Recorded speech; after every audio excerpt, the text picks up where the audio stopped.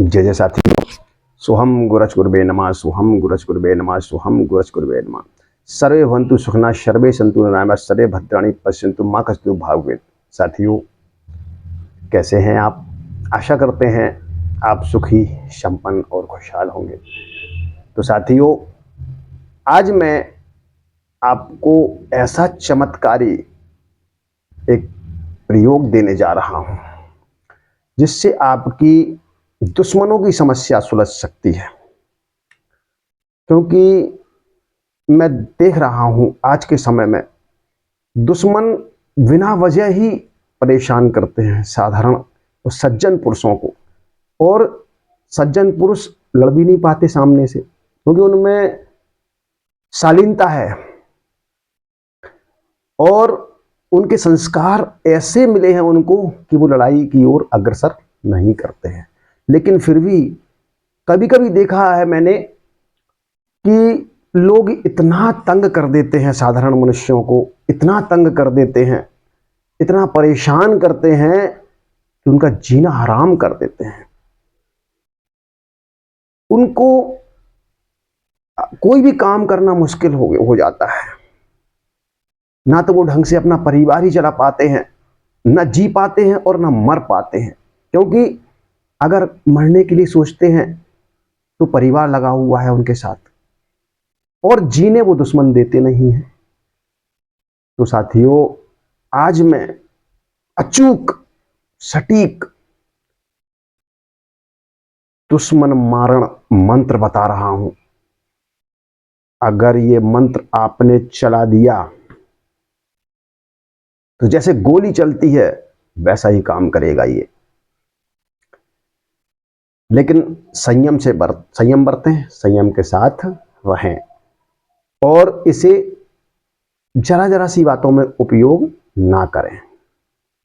इसे रिजर्व में रखें जब आप बहुत परेशान हो जाएं, आपकी जान पर बन पड़े, आपका परिवार छिन्न भिन्न हो जाए और दुश्मन मान ना रहे हो। दुश्मन आपको हर समय जलील करने की सोचते हो या जलील करते हो, समस्त समाज के सामने आपको जलील करते हो, तब ऐसे दुश्मन को छोड़ना नहीं चाहिए। क्योंकि हर ग्रंथ में बताया है कि सज्जन होना अच्छी बात है, लेकिन दुश्मन के अत्तों को सहते रहना, दुश्मन के अत्याचारों को सहते रहना, ये मनुष्य के शान के खिलाफ हो जाता है।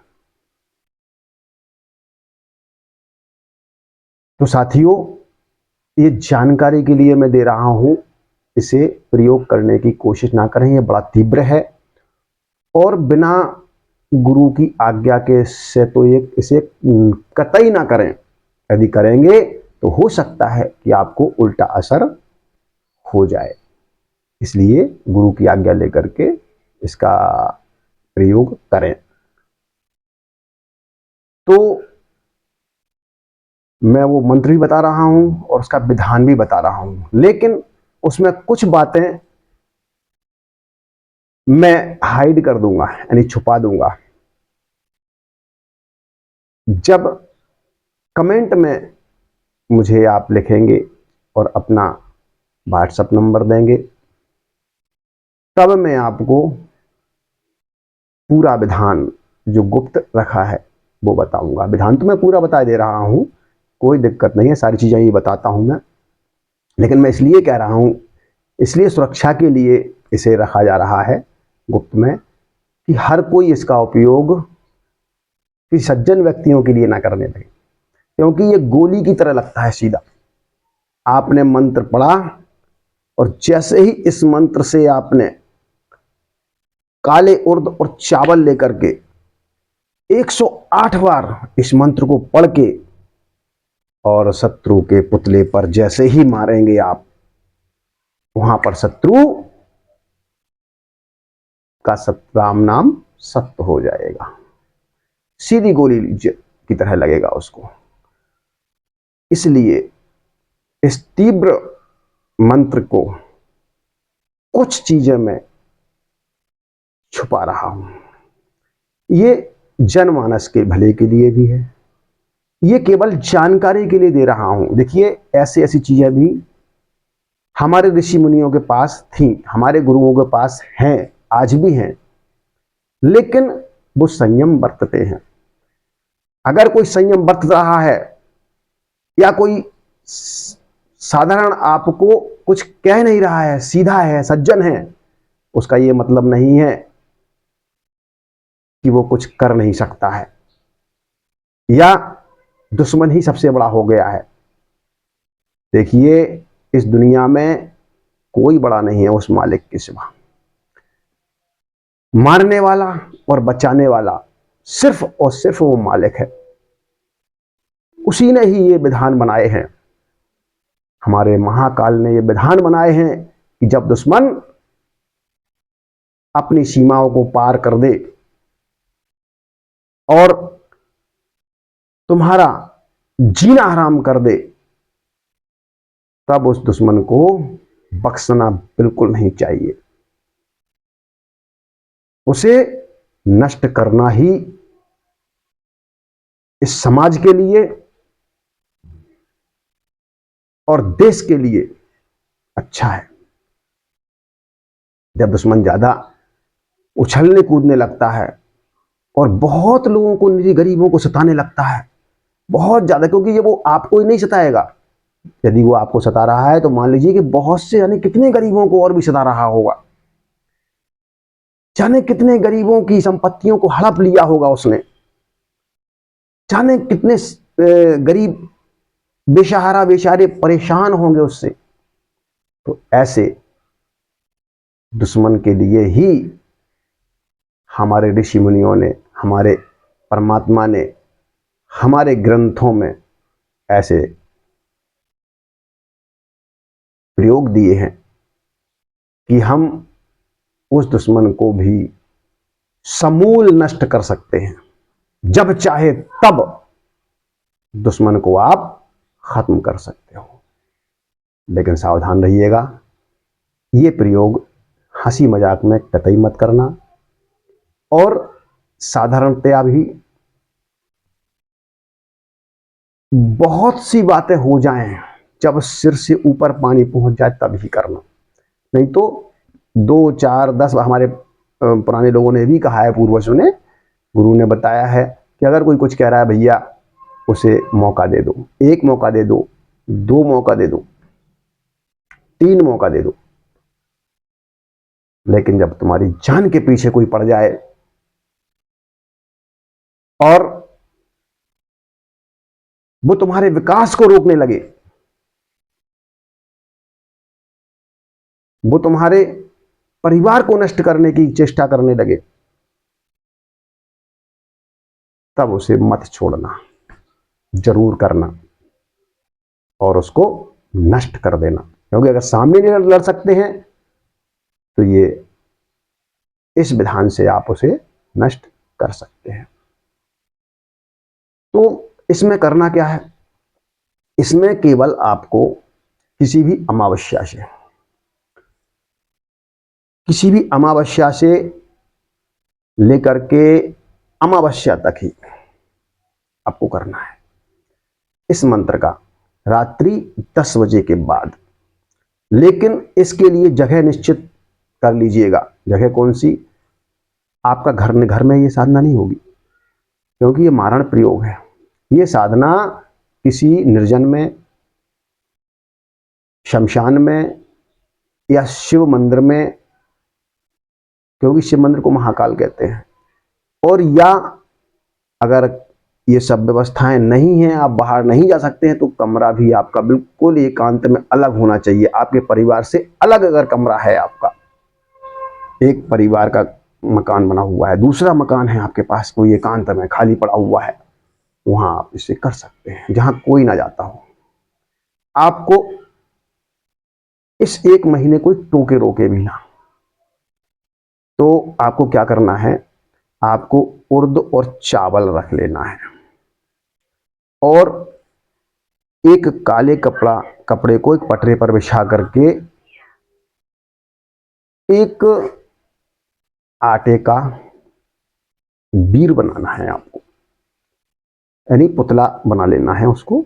उसको काले रंग में रंग लेना है और कड़वे तेल का दीपक जलेगा उसमें रोजाना। आप कड़वे तेल का दीपक जलाएंगे और काले उर्द और चावल वहां एक कटोरी में रख लेंगे आप। और 5 पान, 5 बतासा और 5 बूंदी के लड्डू, ये आप उनका भोग देंगे। 5 लौंग और 5 इलायची, ये सब आप रख करके और रुद्राक्ष की माला से इस मंत्र को, जो मैं अभी बता रहा हूं आपको, छोटा सा मंत्र है, 1 लाइन का मंत्र है, इसे आप रोजाना पढ़ेंगे। केवल 1 माला आप रोज पढ़ेंगे और आपको ये अमावस्या से लेकर के अगली अमावस्या को सिद्ध हो जाएगा। मंत्र सुनिएगा। ओम शार्षे शाये उन्मूलितांगुली के आवे ही वाह वाह। इसमें ये मंत्र है, इसी मंत्र को पढ़ना है आपको। और मैंने जैसा कि बताया था कि मैंने कुछ शब्दों की चोरी की है, वैसे मैं ऐसा आज तक किसी वीडियो में नहीं करता हूं, सारा कुछ आपको खुल के बताता हूं। ये थोड़ा सा संदेहात्मक विषय है और ये नियम और सिस्टम के खिलाफ भी है, इसलिए मैंने थोड़ा सा इसमें हाइड रखा हुआ है, छिपा के रखा हुआ है। जिस सज्जन को जो बहुत परेशान हो, अपनी परिस्थितियां लिख करके मुझे और भेजेगा, पहले कमेंट में लिखेगा, अपना व्हाट्सएप नंबर देगा, मैं उसे संपर्क करूंगा, वो मुझे बताएगा परिस्थितियां, तो मैं उसे पूरा विधान जो थोड़ा सा छिपाया हुआ है वो मैं पूरा उसे बता दूंगा। तो 1 महीने में ये सिद्ध हो जाएगा। आपको भोग प्रसाद इतना ही रखना है और रोजाना मंत्र को 108 बार पढ़ना है। भोग आप पहले दिन रखेंगे और आखिरी दिन रखेंगे। इतना सब समझ में आ गया आपके? उसके बाद इस मंत्र को आप जब पढ़ लेंगे तो ये सिद्ध हो जाएगा। आखिरी दिन आपको ये सब पढ़ के और एक हवन कुंडी, यानी एक थोड़ी सी, एक आप मिट्टी का कोई बर्तन ले आएंगे, उसमें हवन करेंगे। तो इसी मंत्र से आपको 5 माला का हवन करना है। और हवन किससे करेंगे आप? काले उर्द और चावलों से, और उसमें सरसों का तेल डाल करके, इससे आप इसका हवन करेंगे। आपको सिद्धि हो गई। अब आपको जब भी प्रयोग करना है तो क्या करेंगे आप ऐसे ही एक बेसन का या आटे का एक पुतला बनाएंगे और उस पर उस दुश्मन का नाम लिखेंगे। अगर दुश्मन के बाल या कपड़ा मिल जाता है तो अच्छा है, वो लगा देंगे, उसमें नहीं मिलता है तो उसका नाम लिखेंगे, सिर्फ उसके सीने पर नाम लिख देंगे और फिर आवाहन करेंगे, उसके प्राण प्रतिष्ठा करेंगे। वो दुश्मन की प्राण प्रतिष्ठा उसमें आप करेंगे, आवाहन करेंगे, इसमें उसके प्राण आ चुके हैं, ऐसा आवाहन करेंगे आप। और फिर ये काले उर्द और चावल हाथ में लेकर के इसी मंत्र को केवल 108 बार पढ़ के, और जैसे ही आप मारेंगे, इधर आप मारेंगे, उधर दुश्मन का नाश हो जाएगा। तो ये विधान है, ये संपूर्ण विधान मैंने बता दिया है। हाँ, और जो पूजन सामग्री आपकी रहेगी लास्ट में, उसको आपको घर पे नहीं लाना है। सारी सामग्री को, उस पुतले को उसमें रख करके आप जहां साधना कर रहे हैं उससे दक्षिण दिशा की ओर आप जाकर के कहीं एकांत निर्जन स्थान पर उसको रख करके, और एक जल का पात्र ले जाएं, उस जल से उसके चारों तरफ घेरा खींच करके और उसको प्रणाम करके कहना, हे प्रभु, हे देवों के देव महाकाल, आप मेरे मंत्र को जागृत रखना, और मैं जिसका भी, जब मैं आपकी आज्ञा से जो मुझे परेशान कर रहा होगा मैं उसे नष्ट करूं, तो मेरी सहायता करना। बस इतना बोल करके आप लौट आएंगे बिना पीछे देखे और सीधे आप अपने घर आ जाएंगे। आपकी सिद्धि पूर्ण हुई और ये विधान भी पूर्ण हो गया है। कहीं अगर कोई बात रह गई हो शायद बताने में, तो आप कमेंट में लिख करके मुझसे पूछ सकते हैं। बस इतना ध्यान रखना कि इसे बिना गुरु की आज्ञा के बिल्कुल मत करना, अपने गुरु से सलाह ले लेना। और जब भी ये मंत्र करो तो सबसे पहले अपने कुल देवी देवताओं से आज्ञा लेना, अपने गुरु से आज्ञा लेना और गणेश मंत्र का, इस मंत्र के पहले गणेश जी का ध्यान करना और कम से कम एक माला गणेश जी की ओम गणेशाय नमः बोल देना। और तब सबकी आज्ञा लेकर के, अपने माता पिता की आज्ञा लेकर के फिर ये साधना शुरू करना। आपको सफलता जरूर मिलेगी, ये मेरा आशीर्वाद है। और बस किसी गरीब को कभी जीवन में मत सताना, नहीं तो तुम्हारा भी सत्यानाश हो जाएगा। तो ये साधना आपको कैसी लगी कमेंट में बताइएगा। और अगर अच्छी लगी हो तो लाइक और सब्सक्राइब कर लीजिएगा और शेयर करिएगा इसको। और जो भी आपको ज़रूरत हो, मैं अपने गौहर दिव्य दर्शन परिवार के लिए समर्पित हूँ। आप बताइएगा, मैं आपका हर तरह से प्रयास करूँगा आपका भला करने के लिए। तो आज के लिए इतना ही, मिलते हैं किसी ऐसे ही वीडियो के साथ। तब तक के लिए जय महाकाल, जय महाकाल, जय श्री महाकाल।